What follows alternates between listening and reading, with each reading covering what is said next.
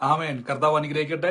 27 സങ്കീർത്തനത്തിന്റെ 13 വാക്യത്തിൽ ഇങ്ങനെ പറഞ്ഞിരിക്കുന്നത്, ജീവനുള്ളവർ ദേശത്ത് ഞാൻ യഹോവയുടെ നന്മ കാണും എന്ന് വിശ്വസിച്ചില്ലെങ്കിൽ അയ്യോ കഷ്ടം. ഇവിടെ വചനം പറയുകയാണ്, അയ്യോ കഷ്ടം. ആർക്കാണ്, ആരെപ്പറ്റിയാണ് ഇത് പറഞ്ഞിരിക്കുന്നത്? നന്മ കാണുമെന്ന് വിശ്വസിക്കാത്തവരെ പറ്റി ബൈബിൾ പറയുന്നു, അയ്യോ കഷ്ടം. അങ്ങനെയെങ്കിൽ ഈ ദിവസങ്ങളിൽ നിങ്ങൾ അടുത്ത വാക്യത്തിൽ പറഞ്ഞ യഹോവയിൽ പ്രത്യാശ വെക്കുക, ധൈര്യപ്പെടുക, എന്റെ ഹൃദയം ദൈവത്തിൽ ഉറച്ചിരിക്കട്ടെ. ഈ ദിവസങ്ങളിൽ ഒന്ന് ഉറയ്ക്കണം, ഞാൻ നന്മ കാണും.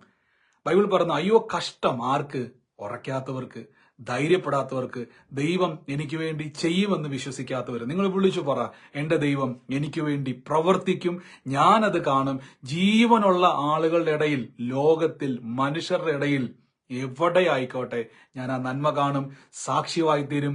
രോഗികളായി ഭാരപ്പെടുന്നവർ രോഗമുള്ള ഭാഗത്ത് കൈവച്ചിട്ട് പറ, യേശുവിന്റെ തിരുമുറിവിനാൽ ഞാൻ അത്ഭുത സാക്ഷ്യമായിരിക്കുന്നു. യേശുവിന്റെ